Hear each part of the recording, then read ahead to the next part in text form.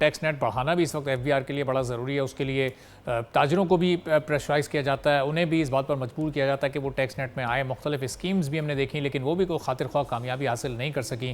تو اب اس میں از خود تاجروں کے پاس کیا ایسی پیشکش ہے یا ان کے پاس کیا تجاویز ہیں کہ وہ اس ٹیکس کے دھارے میں شامل بھی ہو جائیں, اپنا کردار بھی ادا کریں اور ان پر کوئی اضافی بوجھ بھی نہ پڑے. اس پر ہم گفتگو کریں گے. جاوید شمس صاحب ہمارے ساتھ موجود ہیں, چودھری اکمل صاحب بھی ہمارے ساتھ موجود ہیں.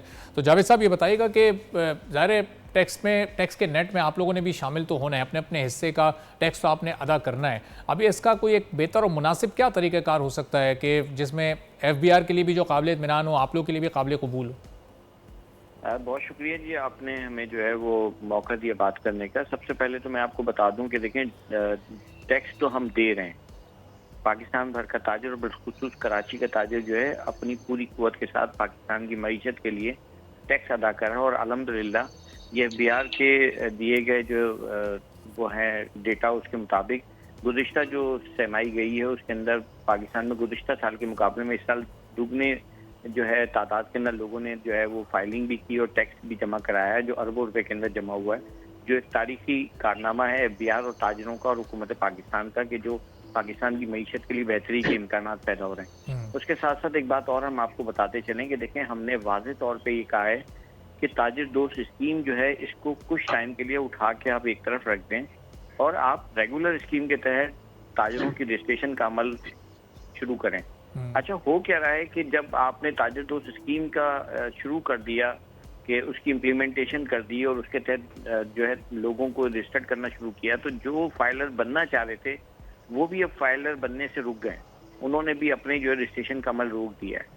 اچھا, واضح طور پہ میں آپ کو بتا دوں ایک چھوٹا سا فیگر ہے, اکمل صاحب بھی موجود ہیں, شاید وہ اس بات کو میری سیکنڈ کریں گے کہ دیکھیں ہم نے بہت آسان سا چیئرمین ایف بی آر صاحب کو جو ہے یہ پیغام بھیجا ہے کہ جی آپ پاکستان بھر میں 3 لاکھ نئے فائلر رجسٹرڈ کروائیں اور ان سے اگر منیمم 20,000 سال کا بھی آپ ٹیکس لیتے ہیں تو آپ کے پاس 6 ارب روپے کے قریب ٹیکس نیٹ جو ہے وہ جمع ہو جاتا ہے.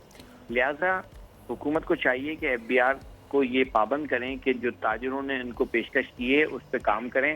آپ 3 سے 6 مہینے کے اندر کام کر کے دیکھیں انشاءاللہ پاکستان. اچھا جاوید صاحب, ابھی آپ نے کہا کہ پچھلے سال بھی آپ لوگوں نے جو اربوں روپے ٹیکس بھرا ہے, تو پھر اگر وہ ٹیکس بھرا ہے تو پھر آپ لوگ فائلر کیوں نہیں ہے ابھی تک؟ پھر یہ اسکیم لانے کی ضرورت حکومت کو کیوں پیش آ رہی ہے؟ نہیں دیکھیں ہو کیا رہا ہے کہ بالکل آپ صحیح کہہ رہے ہیں. میں آپ کو یہاں بتاتا چلوں کہ ٹیکس تو ہم آلریڈی پے کر رہے ہیں نا, ایسا نہیں کہ نہیں کر رہے ہیں. اچھا, نان فائلر جو لوگ ہیں ہم چاہتے ہیں کہ ان کو مل کے ایف بی آر کے ساتھ مل کے ان کو فائلر بنائیں تاکہ معیشت میں بہتری آ سکے. ایکچوئل تو جو کراچی کا تاجر ہے یا پاکستان کا جو وہ تاجر جو آلریڈی فائلر ہے وہ تو ٹیکس پے کر رہا ہے, لیکن ایڈوانس انکم ٹیکس کے اوپر ہماری کچھ تحفظات ہیں جس کی وجہ سے جو ایک ڈیڈ لاک پیدا ہوا ہے. اگر کچھ ٹائم کے لیے آپ اس ڈیڈ لاک کو ختم کر دیں اور تاجر دوست اسکیم کو ایک طرف کر کے ریگولر فائلنگ کے تحت آپ رجسٹریشن کا عمل کریں. اب دیکھیں نا, ایف بی آر نے ہمیشہ 1 ماہ کی توسیع ہوتی ہے ہر سال, اس بار انہوں نے 14 ڈیز کی توسیع کی ہے.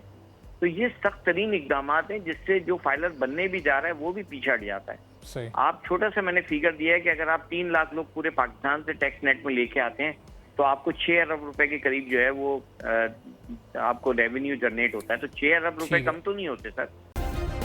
سبسکرائب کریں اور بیل دبائیں تاکہ کوئی خبر رہ نہ جائے.